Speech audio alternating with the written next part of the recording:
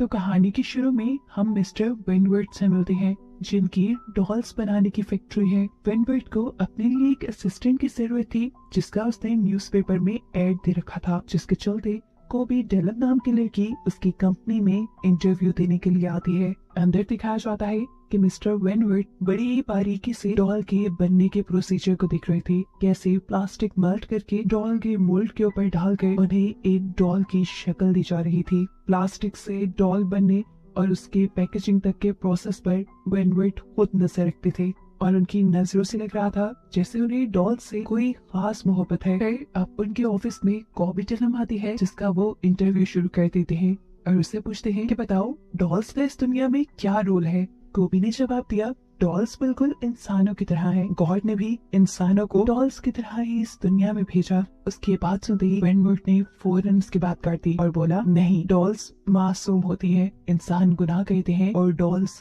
कुछ नहीं करती। खैर, ये कहने के बाद वो कॉबी डेलन को घर जाने के लिए कह देता है। क्वालिफिकेशन रिक्वायरमेंट से ज्यादा होने के बावजूद भी उसे कॉबी इस जॉब के लिए ठीक नहीं लगी। हालांकि कॉबी ने उसे यकीन भी दिलवाया कि वो बहुत मेहनत करेगी और अपने आप को प्रूफ भी कर देगी। खैर, कॉबी जैसे ही घर जाने के लिए पीछे मुड़ी तो हमें दिखाया गया कि उसे वेनवर्ट के ही किसी आदमी ने किडनैप कर लिया है। अब कोबी को जब होश आया तो वो वेनवर्ट के पैलेस में थी, जिस पैलेस को ठीक डॉल हाउस की तरह डिजाइन किया गया था। इस टाइम उसके सामने वेनवर्ट खुद बैठा था, जो उसे बताता है कि अगला पूरा हफ्ता वो यही उसके इस डॉल हाउस में गुजारेगी और किसी ब्यूटी पेजेंट गेम की तरह उसे यहाँ के हर गेम में पार्टिसिपेट भी करना होगा। लेकिन कॉबी को इस सब में इंटरेस्ट नहीं था। उसने बहुत ही प्यार से इनकार कर दिया, लेकिन वेनवर्ट ने बताया कि यहाँ उसके पास कोई ऑप्शन नहीं है, उसे जो कहा गया है उतना उसे करना ही पड़ेगा। कोबी उसकी बातों से बहुत ज्यादा घबरा चुकी थी।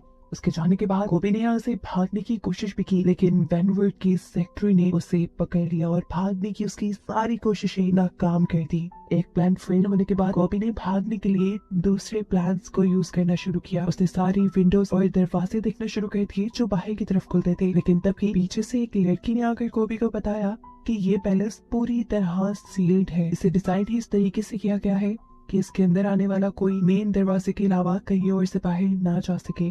और वो लड़की सब इसलिए जानती थी क्योंकि उसने भी भागने की कोशिश की थी। अभी तक कोबी को ये बात नहीं मालूम थी कि इस महल में और कोई भी कैद है, क्योंकि उसने अभी तक महल में सिर्फ बड़ी बड़ी डॉल्स के अलावा कुछ नहीं देखा था। पीछे मुड़ने पर पता चला कि ये बड़ी बड़ी डॉल्स असल में इंसान थी, जिन्होंने मुंह पे मास्क लगाया हुआ था और इन सब को भी वेनवर्ट कोबी की तरह ही किडनैप करके यहाँ लाया था इस अजीब से कंपटीशन के लिए। यहाँ पर मौजूद एक डॉल कोबी को बताती है कि यहाँ पे होने वाला कंपटीशन असल में एक लड़की सिलेक्ट करेगा जो आइडियल होगी वेनवर्ट के बेटे की मां बनने के लिए, और बाकी जितनी लड़कियां भी उस कंपटीशन को हारेंगी या उसकी किसी भी गेम में अच्छा परफॉर्म नहीं करेंगी तो उसे वेनवर्ट बहुत ही ब्रूटल यानी बुरे तरीके से मार डालेगा। इन सभी लड़कियों को किडनैप करने के बाद जब यहाँ लाया गया था तो सभी ने यहाँ से भागने की कोशिश की थी, लेकिन कोई भी यहाँ से कामयाब नहीं हो पाया। अब जिस लड़की ने कॉबी को ये बताया था कि वो यहाँ से भाग नहीं सकती, वही लड़की कॉबी को बताती है कि वेनवर्ट एक बहुत ही परफेक्ट इंसान है। उसे अपनी जिंदगी में हर चीज परफेक्ट चाहिए,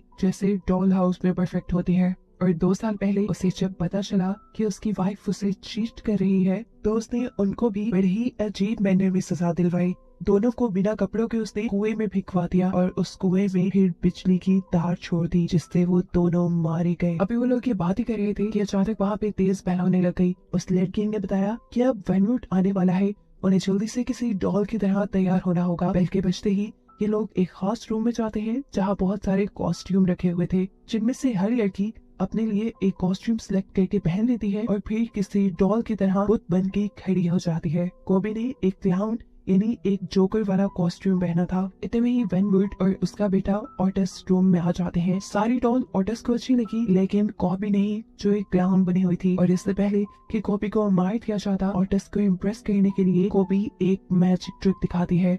अपने पास पड़ी हुई एक कार को अपने अंदर की टेलीकाइनेसिस पावर से चला कर दिखाते हैं, यानी उसने अपने ब्रेन के जरिए कार को कंट्रोल करते हुए चला दिया, जो देखकर ऑटस इम्प्रेस हो गया और कॉबी की जान बच गई। ऑटस को ये जादू देखकर यकीन नहीं आया। उसने कॉबी से ये जादू दोबारा करने को कहा, लेकिन कॉबी ने इनकार कर दिया और जवाब में उसे ऑटस का वैसा ही बिगड़ा हुआ रूप देखना पड़ा जैसा वेनवर्ट का यानी उसके डैड का है। ऑटस उसे मारने का हुक्म देने ही वाला था लेकिन तभी कोबी ने उसे दोबारा इस कार को चला के दिखा दिया और ऐसे उसने ओटिस की अट्रैक्शन पाली। ओटिस और वेनवुड के यहाँ से जाने के बाद सभी लड़कियां अपने रूम में थी और सभी अब कोबी के बारे में ही बात कर रही थी। और ऑरेलिया को तो टेंशन होने लगी थी कि ऐसे तो जादू से कोबी ओटिस को अपनी तरफ कर लेगी और हम सब मर जाएंगे। ऑरेलिया काफी सेल्फिश थी, वो हर हाल में ये पेजेंट जीतना चाहती थी ताकि सिर्फ उसकी जान बच जाए और वो ओटिस की माँ बन के यहाँ रहने लगे। कोबी ने उसकी सारी सोच को समझते हुए उसे समझाया, देखो ऑरेलिया, ये पेजेंट जीत कर ओटिस की माँ बन के यहाँ रहना कोई बड़ी बात नहीं है। बड़ी बात ये है कि हम किसी तरह सबको यहाँ से बाहर निकाल लें। अभी वो लोग ये बात ही कर रहे थे कि एक और मरतबा अलार्म बजने लगे। सभी जल्दी से डॉल की तरह तैयार हुई और डाइनिंग रूम में आ गई। वेनवुड ने सभी को टास्क दिया टेबल सेट करने का। इन सबके पास सिर्फ 1 मिनट था। जो सबसे बुरा टेबल सेट करती वो मारी जाती। कुछ तो ये काम काफी अच्छे से कर सकती थी, लेकिन कुछ लड़कियां बहुत ही ज्यादा कंफ्यूज और पैनिक हो गई। ऐसे में सिर्फ ऑरेलिया ही काफी कॉन्फिडेंट नजर आ रही थी अपना टेबल सेट करने में। कोबी को भी टेबल सेट करना नहीं आता था, इसलिए उसने ऑरेलिया को कॉपी करना शुरू कर दिया। लेकिन लास्ट ही मिनट ऑरेलिया ने एक चेंज कर दिया। उसने फोर्क के साथ एक स्पून रखा और ये चीज कोबी ने भी नोटिस कर ली। इससे पहले कि वो चेंज करती 1 मिनट का टाइमर खत्म हो गया और हड़बड़ी में उससे एक ग्लास भी टूट गया, जिसकी वजह से उसे वेनवुड से अच्छी खासी डांट पड़ गई। इस कंपटीशन की विनर तो ऑरेलिया ही थी, लेकिन जिसने सबसे बुरा टेबल सेट किया था, जहाँ वेनवुड उसे बेहोश करके अपने कुएं में फेंकवा देता है, बिल्कुल उसे वैसे ही मौत देने के लिए जैसे उसने अपनी वाइफ को मारा था। खैर अगले दिन दिखाया जाता है कि दोबारा ऑटिस्ट इस डॉल हाउस के अंदर आया है। यहाँ पर उसे मिलती है कोबी, जो उसे यहाँ पर अपनी टेलीकाइनेसिस पावर के बारे में बताती है, जिस पर वो दिमाग से चीजों को कंट्रोल कर सकती थी। वो यहाँ पे ओटिस का माइंड चेंज करने की कोशिश करती है और उससे वादा करती है कि अगर ओटिस ने कोबी को जितवाया तो वो कोबी के लिए सबसे अच्छी मोम साबित होगी और कोबी उसकी मोम सिर्फ तभी बनेगी जब ओटिस अपने डैड को कन्विंस करेगा कि वो इन सारी किलिंग्स को रोक दे, यानी पेजेंट में हारने वाली लड़कियों को मारने के बजाय वो ऐसे ही छोड़ दे। अब दूर खड़ी ऑरेलिया जो इन पे नजर रखे हुए थी, उन्हें इन दोनों की बातें तो नहीं सुनाई थी, लेकिन हाँ उसे ये जरूर लगा कि कोबी ओटिस को अपनी तरफ करने की कोशिश कर रही है और ऐसे उसकी जीतने के चांसेस खत्म हो रहे हैं। क्या रात में दिखाया जाता है कि ओटिस कोबी के कहने पर वेनवुड से बात करने के लिए आया कि वो सभी लोगों को छोड़ दे और उसे कोबी अपनी मोम के तौर पे पसंद आ गई है। लेकिन इससे पहले कि वो ये सारी बात वेनवुड को बता पाता, उसने नोटिस किया कि वेनवुड अपने बिजनेस की वजह से बहुत परेशान है। वो और परेशान न हो जाए इसलिए ओटिस ने उसे कोई बात नहीं की। अगली सुबह एक और बेल बजती है, यानी इनका एक और कंपटीशन शुरू हो जाता है, जिसमें सभी लड़कियों को शर्ट्स दी गई थी और उन पर स्टार्च स्प्रे करके उन्हें प्रेस करना था। सभी अपने काम में लग जाती है और इनका फिर टाइम खत्म हो जाता है। इस वक्त भी ऑरेलिया ने सबसे परफेक्ट शर्ट प्रेस की थी। एक दूसरी लड़की ने तो स्टार्च की जगह एक दूसरा स्प्रे यूज कर लिया था और कोबी ने अपनी शर्ट जला दी थी। अपनी गलती की वजह से कोबी को मारा भी जा सकता था, लेकिन यहाँ वेनवुड उसे मारने के बजाय उसका बस हाथ ही चलाता है, जिससे ऑरेलिया और ऑडियंस ये अंदाजा लगा पाती है कि कहीं न कहीं वेनवुड के भी दिल में कोबी के लिए जगह बनने लगी थी। अब वो जब चौथी लड़की के पास जाता है जिसकी शर्ट कोबी से बेहतर थी, उसको वो जानबूझकर 4 नंबर देता है और उसकी इस गलती के बदले कई मर्तबा उसके पेट में एक नोकदार चीज स्टैब करते हुए उसे मार देता है।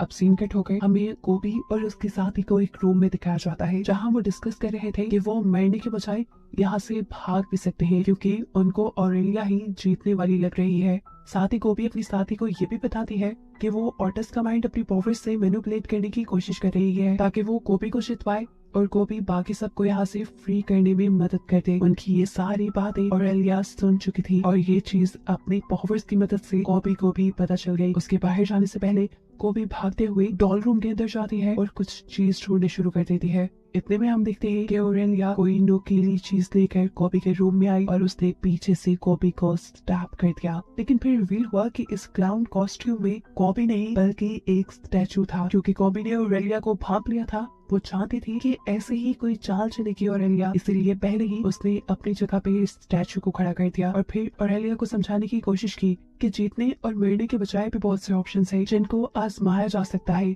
कोबी से बताती है, मेरे पास ये प्लान है कि हम अपनी जगह पर बिल्कुल ऐसे ही डॉल्स के पुतलों को खड़ा कर देंगे। जब वेनवुड उनके सामने आएगा तो वो डॉल्स से ही बातें करता रहेगा, उसे ये पता ही नहीं चलेगा कि हम उसके सामने नहीं है और इसी चीज का फायदा उठाते हुए हम मेन डोर से भाग जाएंगे। अब सीन कट होता है और हमें दिखाया जाता है कि ओटिस अपने घर में जागा है। उसने अपने डैड और उसके मैनेजर को बातें करते हुए सुना कि वो बाकी लड़कियों का आखिरी टेस्ट यानी वफा का टेस्ट करेंगे और जिसने बेवफाई की वो मारा जाएगा। अब वेनवर्ट इस डॉल हाउस के अंदर आ जाता है और इनके नए कंपटीशन के लिए बेल बजा देता है। ये वो टाइम था जब कोबी को अपने प्लान को एग्जीक्यूट करना था। ये लोग वेनवर्ट को धोखा देने के लिए उसकी बताई जगह पर स्टैचू खड़े कर देते हैं, जिसके बाद कोबी अपनी टेलीकाइनेसिस पावर की मदद से डोर का लॉक ओपन करती है और ये तीनों उनको झांसा देते हुए यहाँ से निकल जाते हैं। कोबी को यहाँ से जाना अच्छा नहीं लग रहा था क्योंकि उसने ओटिस से अच्छी मोम बनने का वादा किया था। वो ऑरेलिया और अपनी साथी को कहती है क्यों ना हम ओटिस को भी अपने साथ ले चले।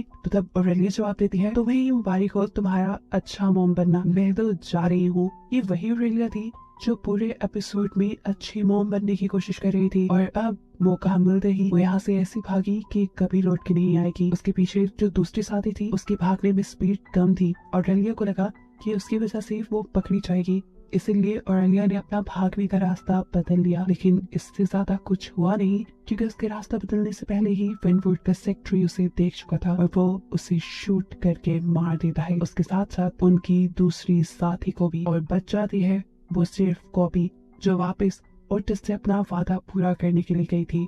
उसकी वफादारी को देखते हुए अब वेनवुड ने फैसला किया था कि वो कॉबी को ही अपने बेटे की मॉम के तौर पे एक्सेप्ट करेगा। अब सवाल यह है कि उसे ऑरेलिया और दूसरी लड़की के भागने के बारे में पता कैसे चला। असल में उसने इन बड़ी बड़ी डॉल्स के अंदर माइक्स लगाए हुए थे जिसकी वजह से वेनवुड पहले ही इनके प्लान के बारे में जान गया था और इसीलिए तो वो इनका फेथ टेस्ट ले रहा था जिसमें कोबी पास हो गई क्योंकि वो वापस ओटिस से अपना वादा पूरा करने के लिए आई थी। और अब फाइनली उसे ओटिस की मोम बनाने के लिए वेनवुड उसे एक डॉल बनाने का फैसला करता है क्योंकि उसे लगता है कि एक डॉल ही गुनाह नहीं करती और एक डॉल ही अच्छी मदर साबित हो सकती है। इसलिए अब कॉपी को एक मशीन पर लिटा दिया गया जिसके अंदर प्लास्टिक वेल्ड करके बड़ी बड़ी डॉल्स बनाई जाती थी। अब गरम गरम प्लास्टिक कॉपी की बॉडी पर लगाकर उसकी बॉडी ये लोग प्लास्टिक से सील करने वाले थे। वो भी यहाँ से जाना चाहती थी। वो अपनी पावर्स का भी इस्तेमाल करती है जिससे रूम की लाइट्स तो फ्लिकर करती है लेकिन वो अपने आप को इस मशीन से छुड़वा नहीं पाती और फिर सीन कट होकर हमें दिखाया जाता है कोबी को एक पूरी डॉल की शक्ल में जो अब वेनवुड और ओटिस की खिदमत कर रही थी। एकदम से वेनवुड का चाय का कप उछलकर छत से लगा और देखने को मिला कि इस टाइम उनके घर में दो विचेस यानी जादूगरनी आई हैं जिनको कोबी ने ही अपनी टेलीकाइनेसिस पावर की मदद से यहाँ अपनी मदद को बुलाया था। लेकिन क्योंकि कोबी की पावर्स इतनी ज्यादा स्ट्रॉन्ग नहीं थी इसीलिए विचेस को उसका मैसेज देर से मिला। एक विच अब अपने मैजिक से कोबी के ऊपर से उसका प्लास्टिक रैप तोड़ देती है और उसे वापस एक इंसान बनाती है। ये लोग कोबी को यहाँ से अब बचाने आए थे। एक विच कोबी को अपने साथ चलने को कहते हैं लेकिन जाने से पहले कोबी ने ओटिस को भी अपने साथ चलने को कहा क्योंकि उसने ओटिस से अच्छी मोम बनने का प्रॉमिस जो किया था। इस टाइम पर वेनवुड कुछ बोल नहीं सका क्योंकि विचेस ने अपनी पावर से उन्हें फ्रीज किया हुआ था। जाने से पहले एक विच उसे और उसके सेक्रेटरी को साथ ही साथ उसके डॉल हाउस को भी जला देती है। और फिर स्टोरी के लास्ट में हमें ओटिस और कोबी को एक साथ एक नए मेंशन में जाते हुए दिखाया जाता है जहाँ कोबी ने ओटिस से कहा कि तुम अपने पहले नाम को भूल जाओ, आज से तुम्हारा नाम चार्ल्स है और मैं तुम्हारी मॉम। ओटिस उसकी बात सुनते हुए हाँ में सर हिलाता है और बस यही दिखाते हुए ये कहानी यहाँ खत्म हो जाती है।